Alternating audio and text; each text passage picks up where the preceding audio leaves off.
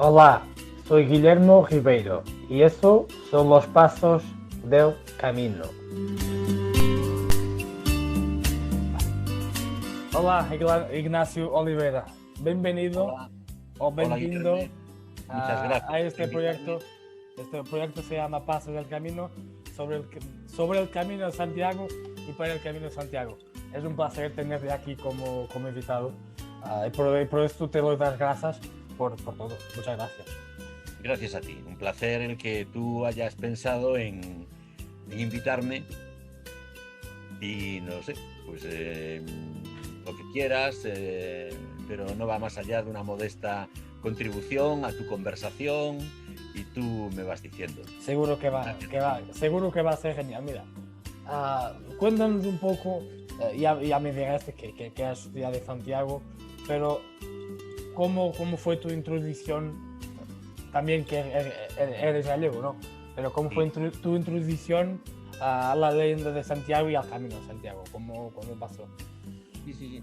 Pues mira, principalmente por motivos, intereses culturales, históricos. A mí me interesa el románico, soy un aficionado, no soy un especialista ni mucho menos. Y el románico tiene pues mucho que ver en la península con el Camino de Santiago, la entrada de los maestros desde Francia, etcétera, etcétera. Y a partir de ahí me entró la curiosidad pues por seguir los pasos y el poso de todos estos peregrinos europeos que en la Edad Media se desplazaban desde sus casas, abandonando su familia, su vida, haciendo testamento incluso, y se aventuraban a hacer cientos o miles incluso de kilómetros por una cuestión de fe, por una cuestión religiosa. Y siempre me interesó, me generaba mucha curiosidad el imaginarlos transitando durante semanas o meses y a la vez creando esa ruta urbana, de ciudades, de tradiciones, y por ahí viene mi interés por el camino, ¿no? Como un fenómeno religioso de fe puede producir todo ese alcance cultural, histórico, de leyendas. Y bueno, pues por ahí me entró el interés por el camino. Genial. Mira, vamos a entrar ahora un poco en un poco de aspectos históricos del camino. Ya está, y creo que hay documentación alguna. ¿Y cuál fue para ti? A ver, Galicia no es solo Santiago. Galicia es mucho más que Santiago, mucho más mismo. Sí. Um, pero ¿cuál fue la importancia de la Catedral de Santiago y de todo que viene por consecuencia para Galicia? Para lo que es Galicia hoy. Bueno, pues la catedral es el resultado de todo esto que estamos hablando, de la tradición, de la historia, de la peregrinación masiva en determinadas épocas de la historia, de gentes de tantas procedencias que tenían como motor su fe, sus creencias religiosas, y buscaban la tumba del apóstol que aparece pues en el año 800 y pico, y desde una capillita en un monte se va creando pues todo ese edificio magnífico lleno de distintos sustratos arquitectónicos a lo largo de los siglos, pues que van desde aquella capilla donde está Santiago enterrado hasta las fachadas barrocas que hoy vemos desde el Pórtico de la Gloria, ¿no? Y claro, es una imagen que para los que vivimos aquí, es una imagen que tienes en la cabeza siempre, porque es un monumento colosal, con un gran respaldo europeo, ¿no?, detrás. No sé qué más decirte. No, sí, mira. Es increíble porque, mira, hay relatos y hay alguna, no sé si mucho, ¿no? De comunicación de reliquias de otros apóstoles en otros Sí, lugares del mundo. sí. Pero por qué crees que Santiago se ha tornado quizás la tercera peregrinación religiosa más importante del mundo después de Jerusalén, religiosa cristiana en este caso, después de Jerusalén y Roma? ¿Por qué crees eso? Bueno, yo creo que hay muchos factores, pero tiene que ver con que Santiago es una figura que tiene que ver con una especie de corredor que se establece en la península ibérica, en el norte, en donde el cristianismo va retomando territorio a los pueblos islámicos que habían vivido en la península pues, durante bastantes siglos, ¿no?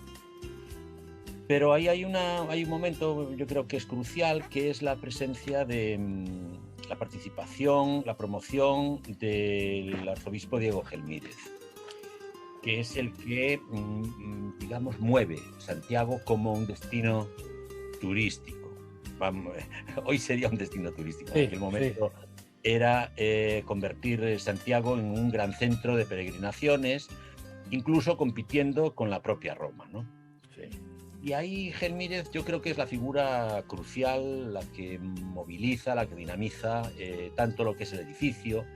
Ya se había empezado a construir como catedral anteriormente, sí, con el obispo Diego Peláez, pero él busca la complicidad de Roma, de otros territorios, e incluso, bueno, pues hace sus cosas,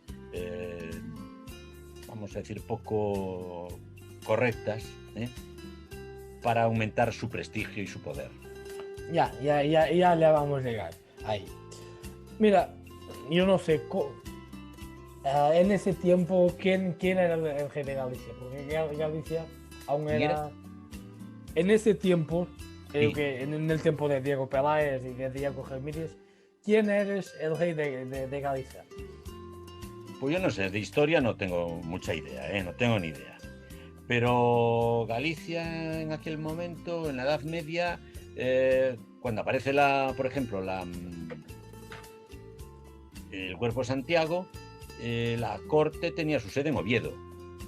O sea, la geografía política de la Edad Media no tiene nada que ver con la que conocemos hoy, ¿no?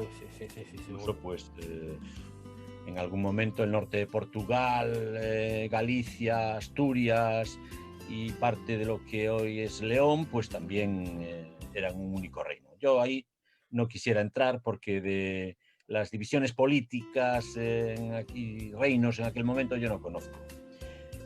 O sea, pero bueno, sí te podría comentar un detalle muy curioso sobre Diego Gelmírez. Ya vamos a llegar ahí.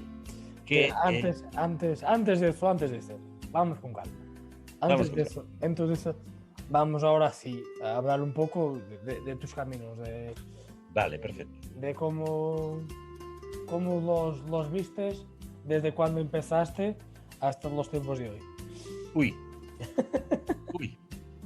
A ver, yo el primer camino que hice fue una cosa muy light en el año 2008, que fue precisamente lo que aquí en Galicia se llama el camino portugués. Lo hice desde Vigo hasta Santiago.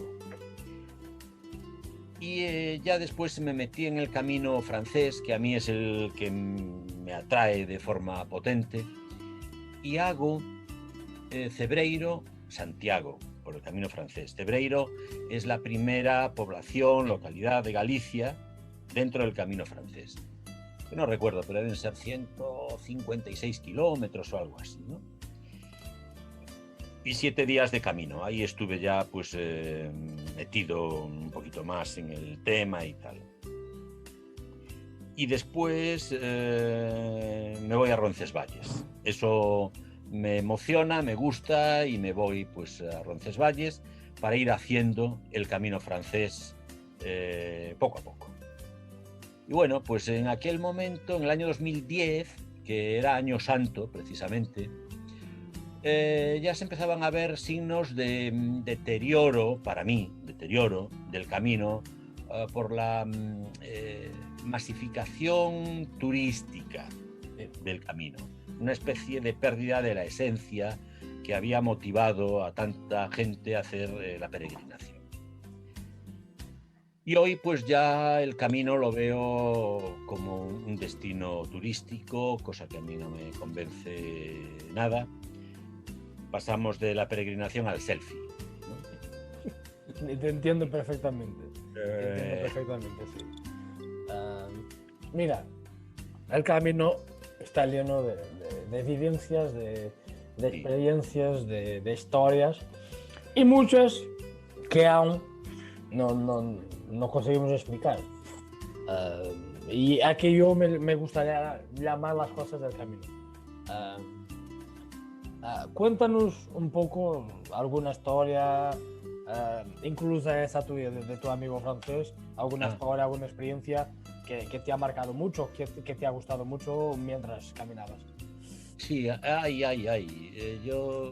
yo creo que todos los que hicimos el camino tenemos encuentros humanos y situaciones y vivencias que nos dejan huella, ¿no?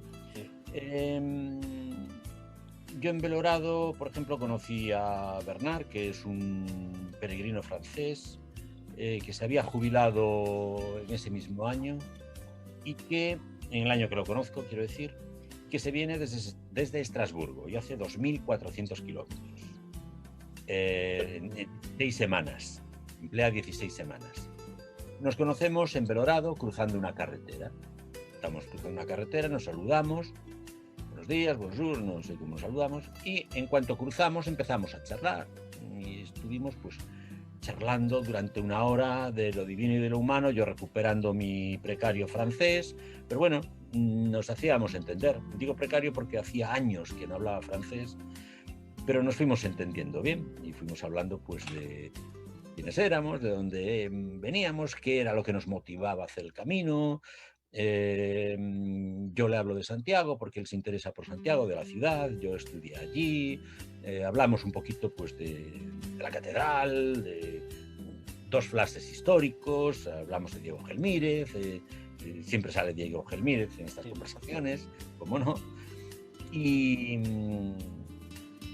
de ahí, de ese encuentro, surgió una relación magnífica. Él es un hombre de fe, un hombre creyente, de mente abierta, pero de profundas creencias religiosas, ¿no? Y yo tengo otras motivaciones. Yo el camino lo hice por otros motivos, soy muy respetuoso con todas las creencias, y nos hemos entendido magníficamente. Hemos coincidido caminando, cada uno a su ritmo, a su manera, pues durante unos cuantos días, y ahí trabamos una buena relación, una buena amistad.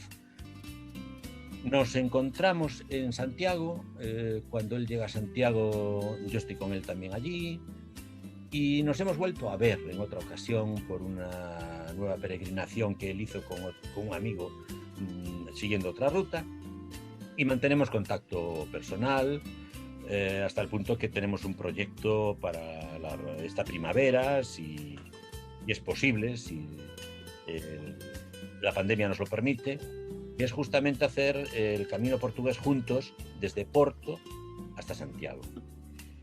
Y estamos ilusionados con esa posibilidad. Si no es en primavera y podemos hacerlo en otro momento, lo haríamos en otro momento. Y si puedes, haz un pequeño desvío a Braga. Un desvío a Braga. A ver. Cuando estemos haciendo el camino. El camino sí, lo digo. Bueno, hay una tirada, porque el camino pasa por Barcelos. Y de Barcelos a Braga, que hay 20 kilómetros. 20 kilómetros, exactamente. Sí. Pero, el camino también pasa por Braga. Y eso casi nada lo sabe. Ya. Desde Oporto. Sí. Todos los caminos llevan a Roma, dice un dicho que hay aquí, ¿no? Sí, ¿verdad? No, aquí también. No, y a mí un paisano en una ocasión me dijo: los caminos son los que hace cada uno desde su casa cuando peregrina. No, pero y lo mejor, de decir nosotros, el camino no es el camino de Santiago, es el camino para Santiago. Vale. ¿Me Bien, entiendes? Mira, Sí. yo te he dicho, desde Oporto hay más caminos que pasan por Braga, hay caminos que empiezan en Braga, Claro. pero lo más antiguo, a ver, desde Oporto podemos salir, tenemos tres opciones. Seguir el camino central, que es eso que pasa en Barcelos, Sí. seguir a la costa, que después pasa, por ejemplo, en Vigo, en La Guarda, Sí, sí. y tenemos una opción que solo tiene mal, que es la variante por Braga. Esa variante, Vale. lo que pasa es que entre Oporto y Braga no tiene albergues. Tienes otras opciones, Sí, sí, sí. pero sí, no sí. hay albergues. Tienes pensiones, hoteles en Famalicão, pero no hay albergues. Pero después de Braga sí que Sí. los hay. Y que después se junta con el camino central en Ponte de Lima, 38 kilómetros después. Mira, una pregunta. ¿El camino central viene siendo el que siguió más o menos la reina Isabel? Más o menos. Pero te cuento porque lo sé, porque está escrito. Mira, yo vivo en el Concello de Braga, pero no exactamente en el centro de la ciudad. Estoy en un pueblo un poco a las afueras. Aquí, cerca de mi pueblo, hay como a 700 metros de mi casa, hay un monasterio benedictino, de San Benedito. Y hay relatos propios escritos en el monasterio que la reina Santa Isabel había dormido aquí, Ya. en este monasterio, porque la reina no iba a dormir en un hospedaje, nada así. Se iba siempre a dormir a los monasterios, a los sitios más cómodos, ¿no? Pero el camino no pasa aquí. Pero hay relatos, está escrito. Yo tengo un amigo mío que trabaja ahí en el monasterio y él me ha enseñado una foto con el documento. Pero lo camino más tradicional, lo más histórico, sí es eso que pasa por Barcelos. Lo han trazado por Barcelos. Sí, Barcelos, Ponte de Lima, Valencia Domingo, Tui, por ahí. Lo que pasa es que en Barcelos hay una historia muy grande, muy importante, y de ahí que tiene una importancia y que da mucha importancia al camino a su paso por Barcelos. Ajá. Que es la historia del pollo de Barcelos, del gallo de Barcelos. El gallo. Del gallo. En castellano es el gallo de Barcelos. Sí, aquí también, pero la idea, no sé si conoces la historia de Santo Domingo de la Calzada. Sí, son paralelas. Es la misma. Es la misma. Está bien. Y entonces que la importancia de Barcelos a su paso por el camino es esa, ya está ahí. Entonces, el camino más histórico, está ahí, es el camino eso. Pero yo soy un poco sospechoso porque, mira, yo soy hospitalero voluntario en un albergue justamente en Barcelos. Pero, y ahora sí vamos a llegar, pero no entiendo mucho porque que Braga, mi ciudad, no tiene la importancia como paso y punto importante de paso de los peregrinos al camino de Santiago, a Santiago, por todo. A ver, Braga es una ciudad con más de 2000 años de historia. Sí. Brácara Augusta. Exactamente. Hay quien dice, esto vamos a entrar en el punto de leyenda, pero hay quien dice que uno de los primeros puntos donde ha pasado Santiago, aún en vida, haciendo el pregado del cristianismo, fue en Braga, dejando aquí uno de sus discípulos, Pedro, y ese discípulo que ahora nosotros le llamamos San Pedro de Jates, fue el primer obispo de Braga. Hay un pueblo en el camino de Santiago, a su paso por Barcelos, en el camino central tradicional. A mí me gusta llamar el camino portugués, que creo que 14 kilómetros antes de Barcelos se llama exactamente San Pedro de Jates. ¿Y por qué? Porque hay relatos y San Pedro de Rates también sufrió mucho como Santiago. O sea, ¿cómo decir esto? La muerte de los dos fue igual. San Pedro de Rates también murió sin cabeza, decapitado. Es así que... y después, lo más increíble, pero entrando en el hueco de leyenda, es cómo fue descubierto el cuerpo de San Pedro de Rates. Fue casi de la misma manera como Santiago.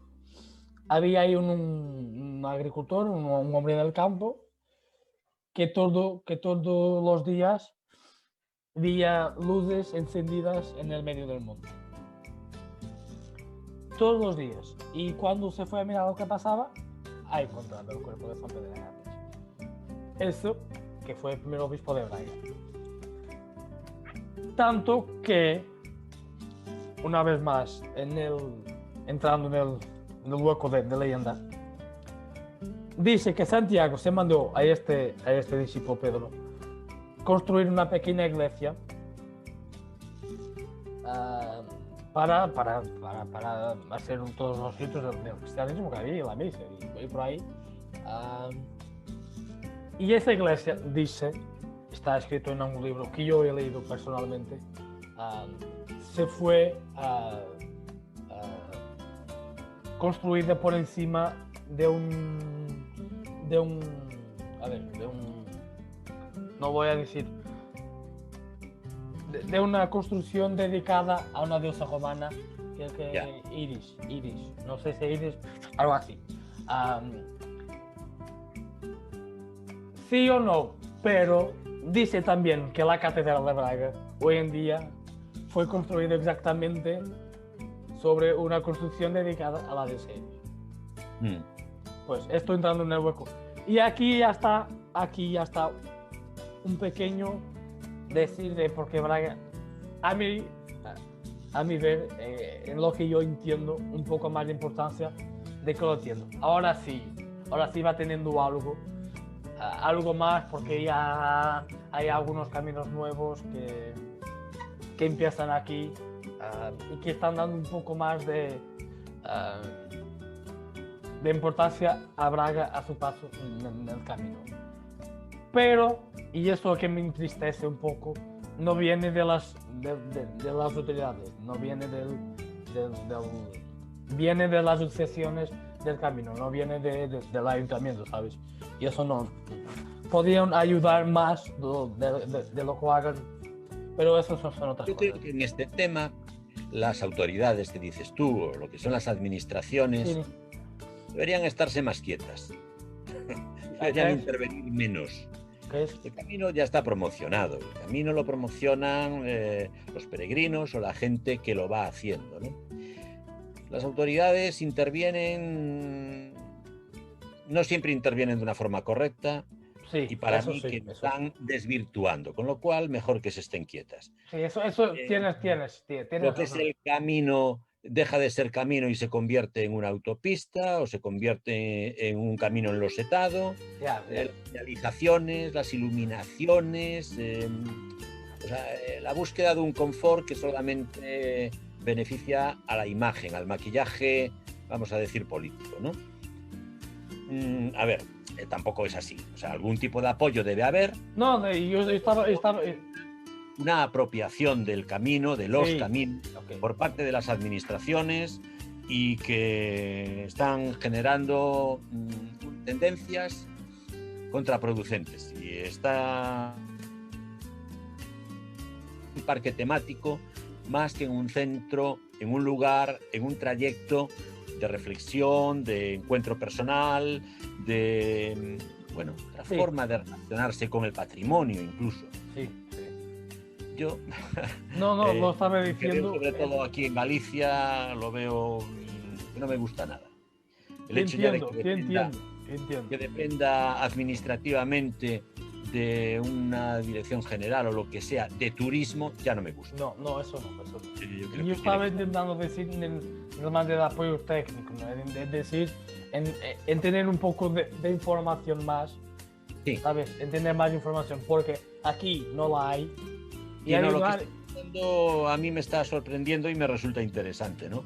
O sea, la posición de Braga respecto a los caminos, pues bueno, la idea, y un está poco más. llevando a curiosear e investigar un poquito más sobre la posición de Braga, pues para conocer, ¿no?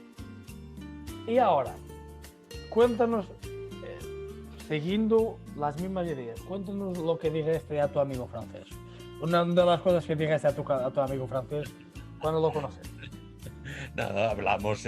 Tú estás buscando que nombre un suceso histórico que es conocido como el Pío Latrocinio.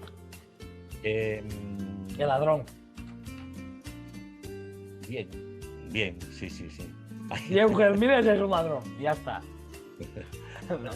Eso solo los textos escritos por los propios católicos y gente de su esfera y demás no le llaman exactamente ladrón, le llaman ladrón los historiadores, sobre todo los historiadores de Braga, ¿no? Se puede comprender. A ver, En una otros cosa... textos se le conoce, entrecomillado, como el Pío Latrocinio. ¿Qué viene siendo? Viene siendo que Diego Gelmírez, en ese afán de darle esplendor a Santiago, incluso a Compostela, e incluso competir con Roma como centro de peregrinación, piensa que tener más reliquias de las que ya tenía no puede hacer mal, sino al contrario, puede hacer bien, ¿no?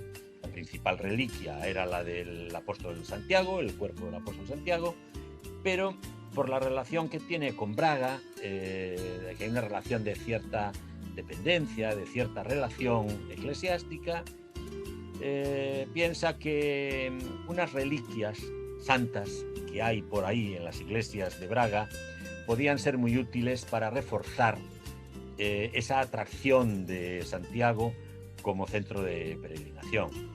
Entonces va de visita al obispo Giraldo y va a ver en qué estado están en distintas iglesias las reliquias de San Frutuoso y de unos santos mártires, Santa Susana, San Silvestre, San Cucufate, ¿no? Y no le gusta cómo están allí las reliquias, están como abandonadas y van a tener mejor esplendor en Santiago, y piensan llevárselas envueltas en unas magníficas telas, porque él era muy de pompa y boato,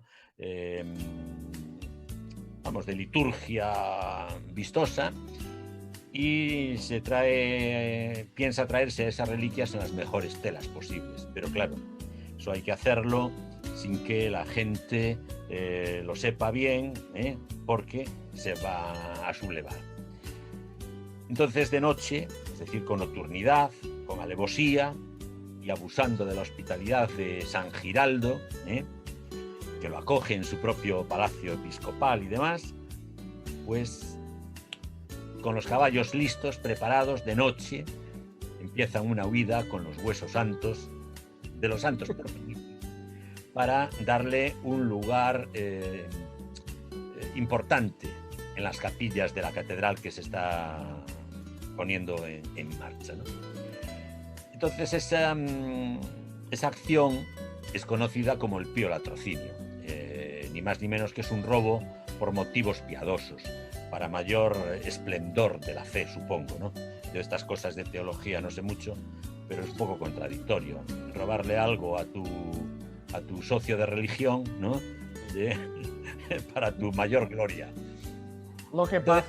Esta es yo diría, una anécdota histórica, ¿no? Dentro de todo lo que es la evolución de la Catedral de Santiago, que yo le cuento a este hombre, a Bernard, y que pues también le sorprende a gente que lo escucha por primera vez, porque es un fenómeno histórico poco difundido, por lo menos fuera de vuestro entorno de Braga. Sí. Supongo ahí sois más sensibles, lógicamente, a este tema, hasta el punto que hace unos años, en el 2015, un vereador, supongo que de la cultura, en esa revista que tenéis que se llama Braga Cultural, que es una especie de tal, pues hace una presentación de este suceso y dice Santiago también en Oso, ¿no? El título de un artículo que hace sobre este suceso lo encabeza de esta manera: Santiago también en Oso, ¿no? Es decir, que contribuimos con nuestras reliquias de santos portugueses al engrandecimiento de Santiago. Bien, pues esta es una anécdota histórica que efectivamente no es muy conocida. Y cuando yo no la conocí hace unos cuantos años, y cuando la conoces te choca, te llama la atención. Sí, mucho. A mí principalmente porque cuando la leí por primera vez, yo estaba intentando escribir un libro sobre mi primer camino, y no hacía ni idea de qué había pasado. Y después, creo que en ese mismo año yo he hecho el camino. Esto lo estaba en enero. Después, en agosto, me fui al camino y justo por curiosidad, por primera vez fui a visitar el museo de la catedral y incluso el palacio de Gelmírez. Ajá. Y estaba ahí una persona dando un poco de explicaciones sobre lo que estaba ahí. Y yo solo he dicho esto. Mira, esto está todo muy bien, me encanta, pero te voy a pedir que cuando llegamos a la parte del Palacio del Ladrón, yo me quedo aquí, ¿vale?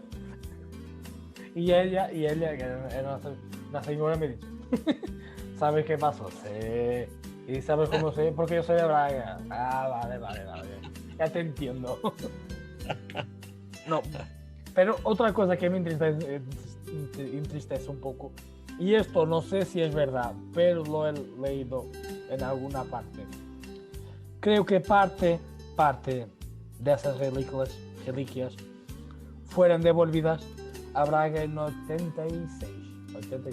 Sí. Creo. En los últimos años, en dos veces. A raíz de el cambio de filosofía con Pablo VI, el tema ecuménico, habla del retorno, habla un poco de estas cosas de las restituciones, porque debía ser un fenómeno no exclusivo de Braga y Santiago. No, eso pasó en muchos. Quedarse en más lugares. Y en un primer momento creo que se devuelven parte de los huesos a San Frutuoso, y de otra vez vuelven parte de los otros tres, ¿no? No, sí, pero... No es un tema muy antiguo, es un tema reciente. Reciente, sí. Años, de pocas décadas. Y no, lo que pasa es que yo lo oí, y creo que en la primera vez, en 86, creo, no sé si me equivoco. No sé qué año se produjo eso, no tengo ni idea. Y fue dicho que parte de las reliquias estaban en sacos de basura. Eso supongo que es una leyenda, porque pero no sé, no puedo... Yo lo que tengo leído es otra cosa, es que originariamente Gelmírez busca darles un lugar importante, como reliquias, como atractivo, y en el siglo XVII hay un cambio bueno, no todas las reliquias quedaron en la catedral, porque Santa Susana, las reliquias están en una iglesia fuera de la catedral. Sí, más o menos, yo sé. Creo que es la iglesia del Santo Sepulcro o algo así. Y en el siglo XVII hay un cambio de posición dentro de la catedral, de las reliquias, pero que se van a una capilla siempre importante. Y en 1921 hay un incendio en la catedral, y que no afecta a las reliquias, pero no tengo yo ninguna noticia de que no estuvieran en el lugar adecuado. No, eso no sabía. De eso lo entiendo, no sabía. Vale, vamos agora a falar eu em português e você em galego, está bem? Perfecto. Só um bocadinho. Problema. Vamos voltar agora un pouco máis á parte. Pouco estamos a falar do camiño. Sí, agora estamos a falar de cousas que eu non sei, de historia. Agora sim que vamos ao camiño. Vou-lhe fazer duas perguntas numa. Vamos falar mais do caminho francês, que é o que eu conheço menos, porque nunca o fiz. Mas também de outros. Eu já fiz 3 vezes o caminho português, o caminho de inverno, que sai de Ponferrada, que eu fiz em 2020, e o caminho primitivo em 2019. Mas o francês ainda não tive a oportunidade de fazer, porque quando fizer quero fazer desde Roncesvalles por inteiro. Eu gostava que você, na sua opinião, dissesse quais foram os pontos, ou seja, os locais e momentos históricos que fizeram do caminho francês aquilo que é hoje. E depois queria que me e que você também gosta muito de história, gosta muito de lugares escondidos, que me dissesse quais são, a ver se você me entende, as joias escondidas do caminho francês. Ou seja, aqueles lugares que são incríveis, mas quase ninguém conhece, por exemplo. Pois eu non me atrevería a facer unha escolla dos puntos chamativos, porque o mismo ten moito interés unha cidade chea de monumentos que pode ter unha pequena capela que está á beira do camiño. Por exemplo, pouco despois de Triacastela, aquí na Galicia, salindo de Triacastela, unha opción é ir por Samos e outra por Sanxil. Eu optei por Sanxil. E ti camiñas, vas polo camiño, tal, e miras o rótulo que dice Sanxil, pero non miras máis. E á esquerda, ali abaixo, hai un tellado dunha pequena iglesia e hai que desviarse, non sei se 200 metros ou 300 metros para ir á iglesia, non? E ali descubres unha capela absolutamente fermosa, que máis se che explica a persoa que a coida, a persoa que está atenta dela, que limpa, que está preocupada polas goteiras, etcétera, etcétera, non? Entón, pasar media hora no camiño nunha pequena capela falando coa persoa na que a coida, para min eso ten tanta emoción e tanto interés como a Catedral de Burgos. Vale? Claro. O sea, entón, pero eso mesmo que onde quería legal. Para min é imposible facer esa escolla por lo que acabo de contar. Home, despois desde o punto de vista artístico, monumental, o camiño é un rosario de atractivos, non? Non sei, se me ocurre, pois, Puente la Reina, Estella, esta cidade de Estella é unha cidade onde eu disfrutei moito coa arquitectura. Bueno, home, tamén agora recordo que ali encontrei a unha compañeira dun máster que fixera 20 anos atrás, casualmente, sin esperar a encontrala. Traballaba, ela era de ali, de Estela, e traballaba ali, non? Bueno, pois Estella en Estella. A min unha cidade que me parece magnífica, con moita monumentalidade. En fin, sería Nájera, Burgos mesmo, Santo Domingo de la Calzada, Fromista. Sería interminable, non? A lista de lugares. A ver, Eunate, a igrexa de Eunate, está perto dos fin de etapa, fin ou principio de etapa do camiño, pero hai que desviarse. A min cadroume o final do día, hai que desviarse 2 kilómetros para ir e 2 kilómetros para volver. Engades unha hora máis de camiño ao día para ir a ver unha igrexa monumental, pero hai que ir a verla, vale? Bueno, non sei que máis decirte, pero son algunos. Mira, Porquê é que você acha? Como? Porquê é que você acha que, é assim, eu não conheço ninguém que só tenha feito um caminho. Xa. Por mais que existe, que existe, por exemplo, dificuldades no caminho, por mais que uma pessoa tenha bolhas, tenha dores onde for, por mais que o caminho seja difícil fisicamente e mentalmente, porque é que você acha que o caminho é, ou seja, porque é que muita gente fica viciada no caminho, como eu, por exemplo?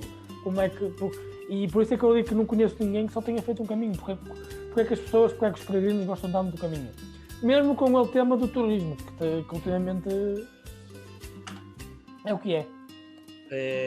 O camiño, quen o fai por fe, por creencia religiosa e tal, é comprensible que repita, que volva, porque ten ese componente de sacrificio, de compromiso, de fe, de volver a repasar eses lugares da religión, etc.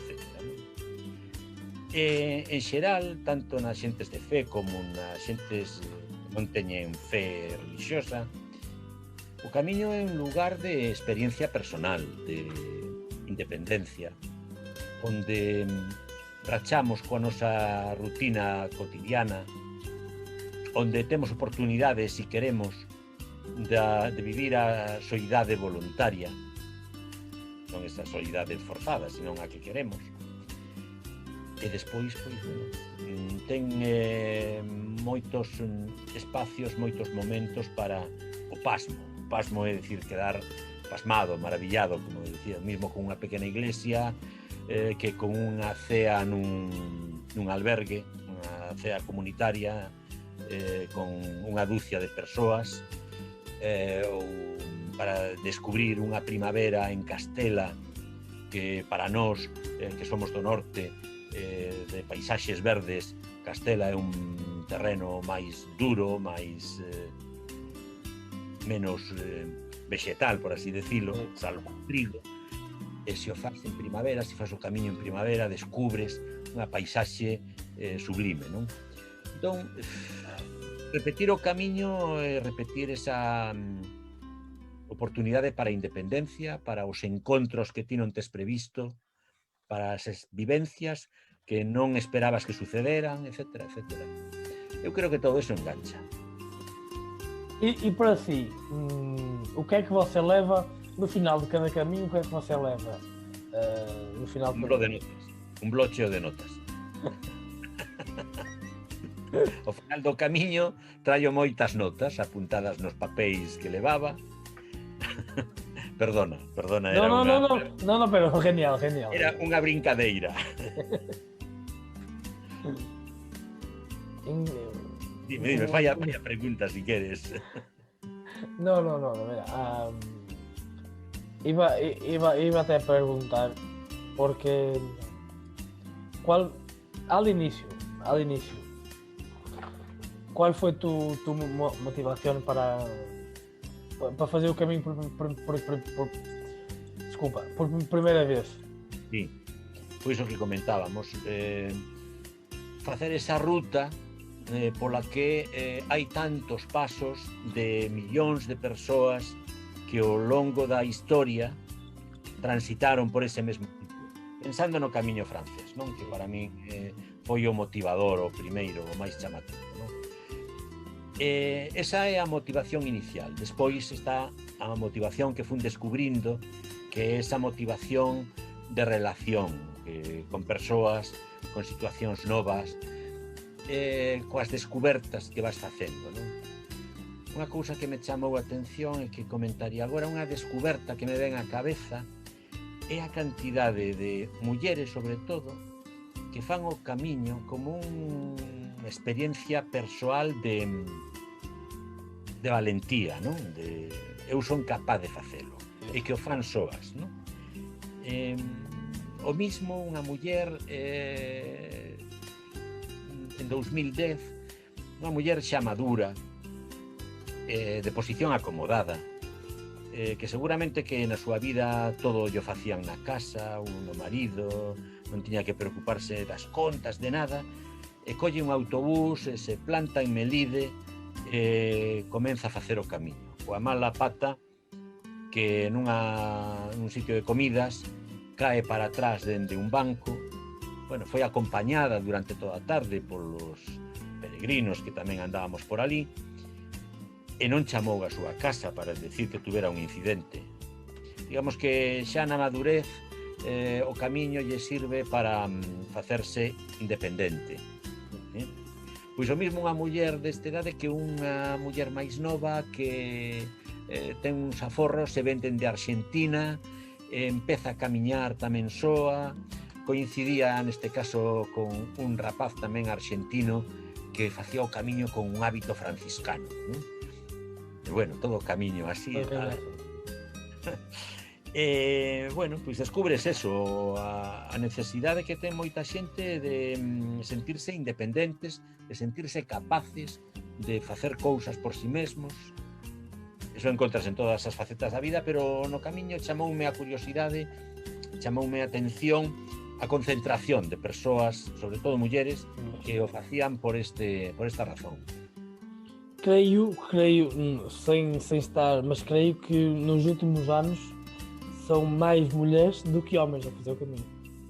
Non sabería. Não, pero eu acho que sim. Pero pode ser, sim. Eu acho que sim. Se pudesse voltar ao seu melhor momento no caminho, qual seria?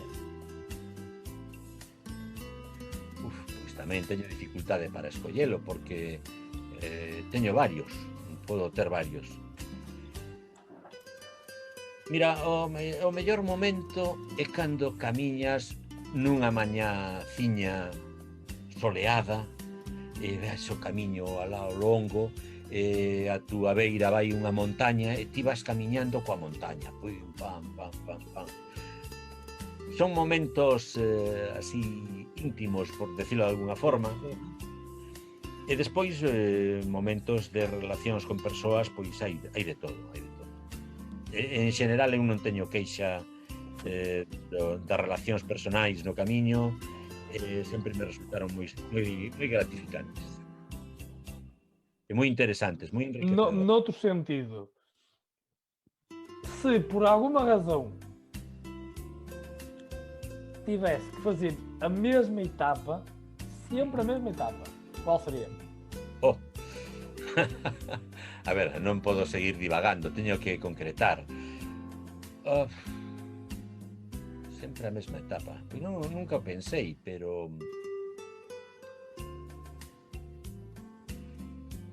bueno. Pois mira, por exemplo, Rabanal del Camino, Molina Seca.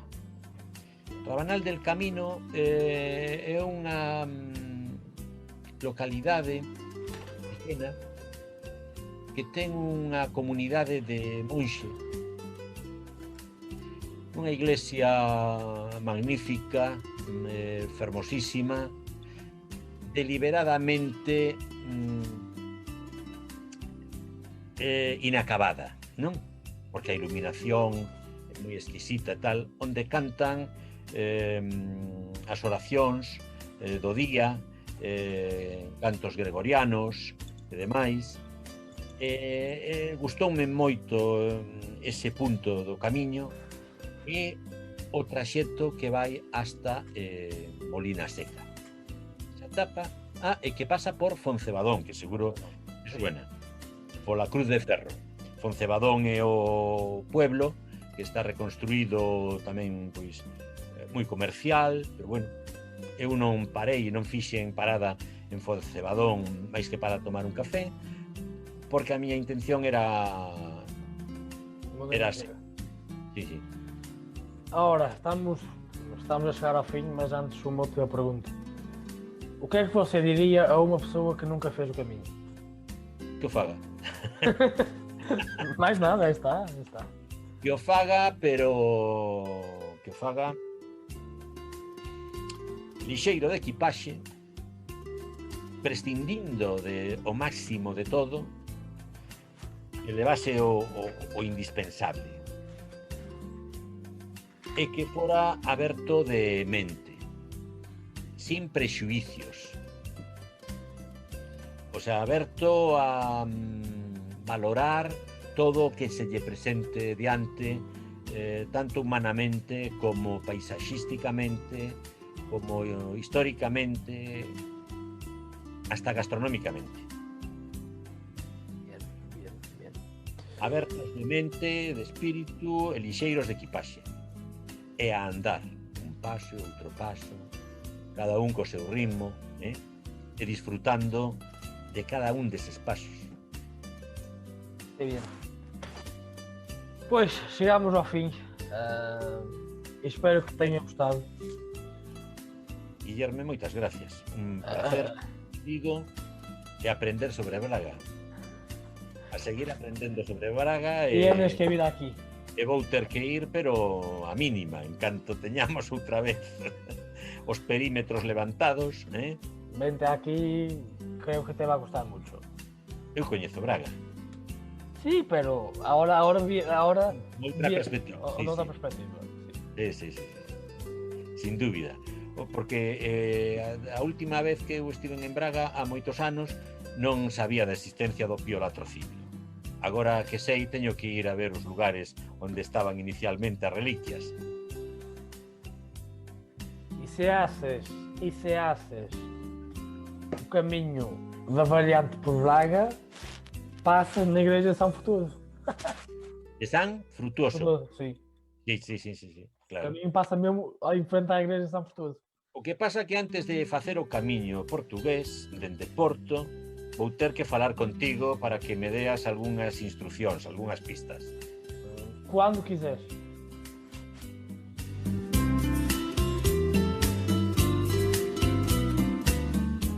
Y hasta aquí los pasos del camino. Nos vemos en el siguiente episodio.